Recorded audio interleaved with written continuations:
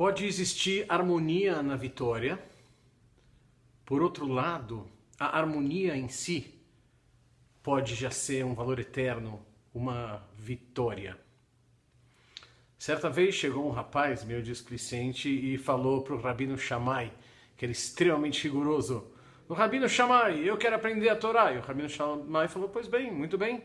Ele falou: "Mas eu quero aprender a Torá enquanto eu fico em um pé só." O Rabino Shammai ficou possesso e botou o cara para correr. O mesmo cara foi na casa de Hillel. Falou: "Rabino Hillel, eu quero aprender a Torá." "Muito bem, vamos aprender a Torá." "Eu quero aprender a Torá enquanto eu fico num pé só." E o Rabino Hillel falou: "Muito bem, pois fique num pé só."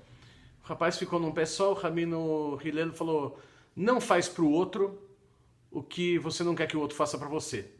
"O que você está fazendo num pé só? Acabou?" Ele baixou o pé e o Rabino Hillel falou: "Agora vai para casa e estuda o resto." Tem uma outra história que é quanto ao grande rabino Rav Shimon Bar Yochai, autor do Zohar. Ele estava fugido dos romanos, porque ele era crítico dos romanos, numa época que era proibido criticar os romanos. Ele estava fugido dos romanos e ele passou anos e anos e anos e anos a fio com seu filho numa caverna. Dizem que é quando eles escreveram o Zohar, comendo apenas alfarroba e bebendo de uma fontezinha que tinha lá. Depois de anos na caverna, avisam ele que o César havia morrido, que ele podia sair. Já tinha mudado o governante, ele podia sair da caverna. Ele saiu da caverna. E depois de muito tempo isolado, quando ele e o filho passam por uma plantação e vêm agricultores cuidando da terra, eles ficam muito incomodados. Eles falam assim: "Como assim? Nós dando a vida aqui para escrever o Zohar, o trabalho espiritual que realmente importa, e essas pessoas livres gastando o tempo dela com trabalhos assim que são tão simples e não dedicados diretamente a Deus, como assim?" E dizem que o filho do Rav Shimon fica com tanta raiva que começam a sair raios dos olhos dele e começam a queimar a plantação, começam a queimar tudo. E Deus manda um anjo, ele dá um tapinha no ombro do Rav Shimon e fala: "Volta para a caverna." "Hã? Como assim volta para a caverna?" "Volta para a caverna. Você estudou tanta Torá e não entendeu nada. Você estuda a Torá desse jeito e sai da caverna para estragar a harmonia do meu mundo, você não entendeu nada. Volta para a caverna." E aí o Rav Shimon e seu filho voltam para a caverna, passam mais um ano lá, dessa vez sem estar fugindo da perseguição, e aí eles entendem a mensagem e voltam para ajudar a construir o mundo. A gente está hoje falando da harmonia a serviço da eternidade, da harmonia a serviço da vitória. Hoje é o dia 24 da contagem do Omer, ou seja, 3 semanas e 3 dias da contagem do Omer, dia da gente trabalhar, Tiferet Shebenetzach. E nesse dia eu te faço uma pergunta: você prefere ter razão ou você prefere ter amigos?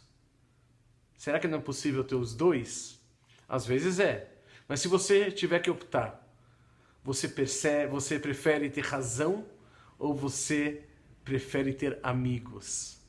E essa pergunta tem tudo a ver com Tiferet Shebenetzach, a harmonia na vitória, ou ao mesmo tempo que a harmonia em si já pode ser uma vitória. E isso tem a ver com o nosso primeiro exercício, Tiferet, aliás, com o nosso segundo exercício, porque o primeiro deles é Tiferet Shebenetzach em relação à eternidade. Tiferet Shebenetzach em relação à eternidade. Um jeito incrível de praticar isso é estudar um pouco de história. Você pode estudar um pouco de história de maneira geral, você pode estudar a história de um povo pelo qual você tem admiração, de um país pelo qual você tem admiração, do seu povo, do seu país. História. Uma história com uma certa reverência à história, uma história com uma certa admiração à história. Por quê? Estudando história, estudando coisas de longo prazo, você vai sacar os altos e baixos da história. Algumas coisas que no curto prazo foram muito celebradas, mas que se não se mostraram positivas para a humanidade.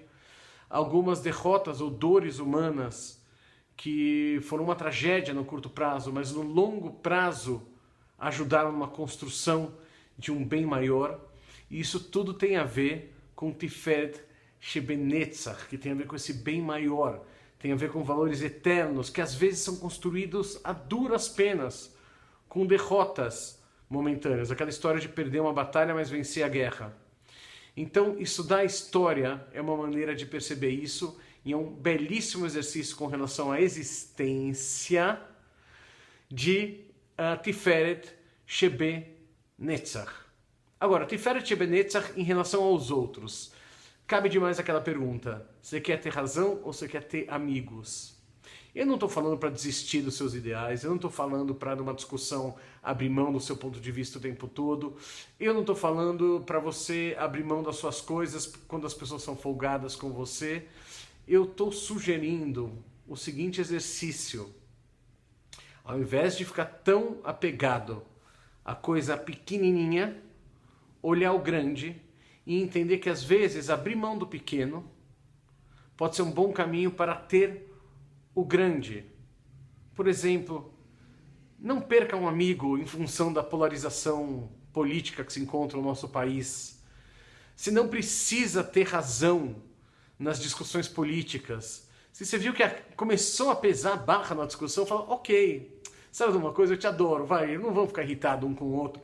E aí você está semeando Tiferet, você está semeando harmonia, que no longo prazo é muito mais importante do que discutir qual candidato está certo, sendo que no dia seguinte os dois podem mudar de opinião. Não estou falando que política não seja importante, não estou falando que não possa ser o caminho para a construção, eu estou falando que perder amigos para discutir opiniões políticas, ou detalhes religiosos, ou time de futebol, com todo respeito, não vale uma amizade. E isso vale para muita coisa. Às vezes a gente está numa discussão banal e a gente corre o risco que aquilo escale. E eu não estou falando que tem algumas discussões que precisam, né, tem algumas discussões que precisam ser defendidas mesmo. Mas tem várias que geram um estresse enorme. A troco de quê? Quem é que ganha com esse estresse? Ganham os dois ou todos se alguém tiver o bom senso de falar assim, opa, sabe de uma coisa? Não sei quem tem razão, mas isso é tão pequeno perto desse domingo de sol gostoso que a gente está passando junto. Vamos mudar de assunto. Ou, às vezes até é o caso de você deixar a pessoa ter razão. Falar, tudo bem, eu acho que tem muito sentido nisso que você está falando, vou refletir. E acabou. Às vezes é o caso de evitar uma briga de uma maneira tão simples assim. E aí você está agindo com Tiferet Shebenetzach. Dizem que a pessoa inteligente ganha qualquer discussão, mas a pessoa sábia, ela nem entra em algumas discussões. Tiferet Shebenetzach com relação a nós mesmos. Uma boa maneira de trabalhar é fazer uma retrospectiva. Você olhar na sua vida, cuidado com a melancolia, se você começar a ficar muito melancólico, esquece o exercício, mas olhar para a sua vida e perceber que tiveram momentos de grande ganho, momentos de grande perda, momentos que você agiu com sabedoria, momentos que você agiu sem sabedoria, e que de alguma maneira toda essa somatória traz para uma construção. Que os erros também foram importantes na construção. Não dá para isolar e dizer isso foi ruim, isso foi bom, porque a vida não é assim linear, da maneira que a mente às vezes tenta entender.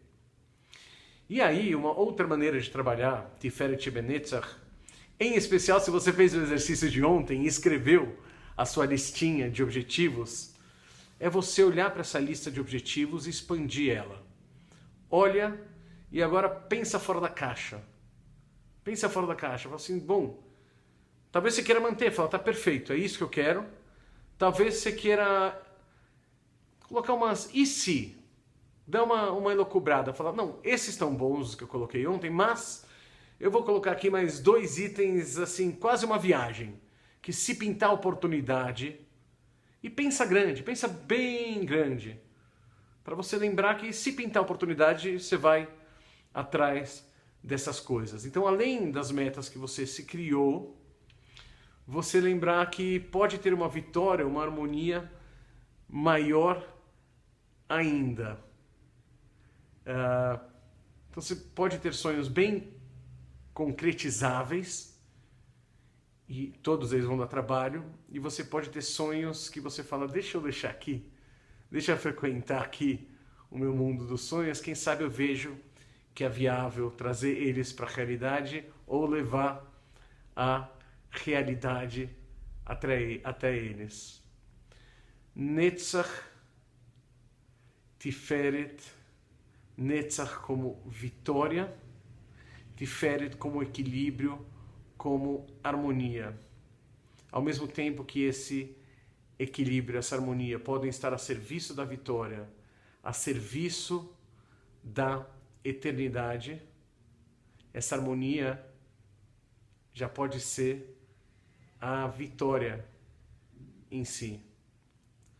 A nossa mente tende a pegar as coisas que existem e a achar que elas sempre vão existir exatamente do mesmo jeito. Mas não é assim que funciona a vida, não é assim que funciona a verdade. As coisas que já existem podem ser transformadas e muitas outras, com a bênção da existência, podem ser criadas. Que você transforme para bem, para o seu bem, para o bem de quem é próximo, para o bem da existência, o que tem para ser transformado em você, que você possa trazer para o mundo os seus sonhos e as coisas que podem fazer bem para o mundo, que você faça um bom trabalho, que a gente se encontre amanhã. Até lá, um forte abraço e Shalom! Lembrando, para quem quiser estudar Kabbalah mais a fundo, dia 4/5 tem aula aberta e na semana seguinte começamos um novo grupo. Mais detalhes aqui na descrição ou na bio. Shalom!